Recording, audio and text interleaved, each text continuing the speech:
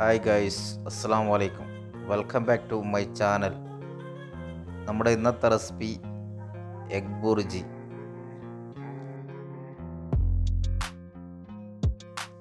Egg bhurji തയ്യാറാക്കാനുള്ള സാധനങ്ങളെല്ലാം നമുക്ക് കട്ട് ചെയ്ത് ഇവിടെ റെഡിയാക്കി വെച്ചിട്ടുണ്ട്. വഴിയേ പറഞ്ഞു തരാം. ഒരു പാത്രം അടുപ്പത്തേക്ക് വെച്ച് പാത്രം ചൂടായതിനു ശേഷം അതിലേക്ക് 4 ടേബിൾ സ്പൂൺ ഓയിൽ ഒഴിച്ചു കൊടുക്കുക. ഓയിൽ ചൂടായതിനു ശേഷം നമ്മൾ നേരത്തെ ചെറുതായി അരിഞ്ഞു വെച്ച 200 ഗ്രാം സവാള അതിലേക്ക് ഇട്ട് കൊടുക്കുക.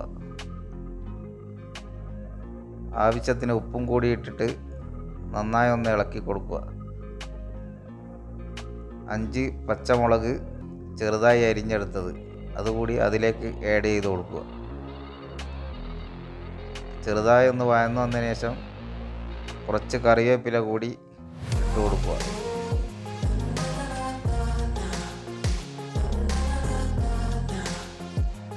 ഒരു 2 മീഡിയം സൈസ് തക്കാളി ചെറുതായി അരിഞ്ഞെടുത്തത് അതിലേക്ക് ആഡ് ചെയ്ത് കൊടുക്കുക. ചെറുതായി ഒന്ന് വഴന്നു വന്നതിന് ശേഷം, നന്നായിട്ട് വഴന്നു വരാൻ പാടില്ല, ചെറുതായി ഒന്ന് വഴന്നു വന്നതിന് ശേഷം 1 ടീസ്പൂൺ മുളക് പൊടി, 1/4 ടീസ്പൂൺ മഞ്ഞൾപ്പൊടി, 1/2 ടീസ്പൂൺ കുരുമുളക് പൊടി ഇവ കൂടി ഒന്ന് യോജിപ്പിച്ചെടുക്കുക. ഇതിൻ്റെ പച്ചമണമെല്ലാം ഒന്ന് മാറി വന്നതിന് ശേഷമാണ് നമ്മൾ മുട്ട അതിലേക്ക് ഉടച്ചിട്ട് ഒഴിച്ചു കൊടുക്കാൻ വേണ്ടി.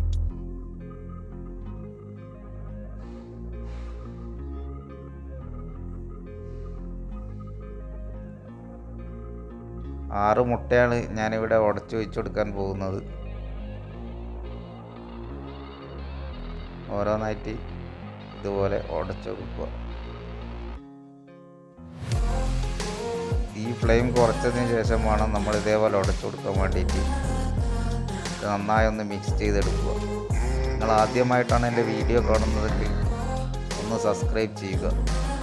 ഞങ്ങൾ അപ്ലോഡ് ചെയ്യുന്ന വ്യത്യസ്തമായ വീഡിയോകൾ ആദ്യം തന്നെ നിങ്ങളുടെ ഫോണിലേക്ക് നോട്ടിഫിക്കേഷനായി എത്തുവാൻ തൊട്ടടുത്തുള്ള ബെല്ലൈക്കൺ കൂടി ഒന്ന് ഇനേബിൾ ചെയ്യുക. അപ്പോൾ തീ കുറച്ചതിന് ശേഷമാണ് നമ്മൾ ഇതേപോലെ ഒന്ന് ഡ്രൈ ആക്കിയിട്ട് എടുക്കുവാൻ വേണ്ടിയിട്ട്.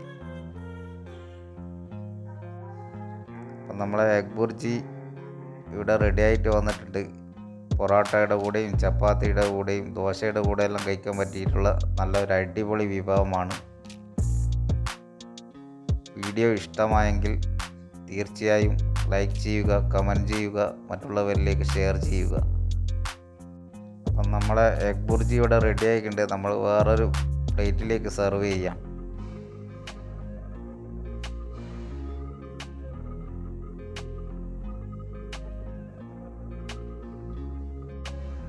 അപ്പോൾ വീണ്ടും മറ്റൊരു നല്ല റെസിപ്പിയുമായി കാണും വരെ നിങ്ങളിൽ നിന്നും വിട വാങ്ങുന്നു. Good bye.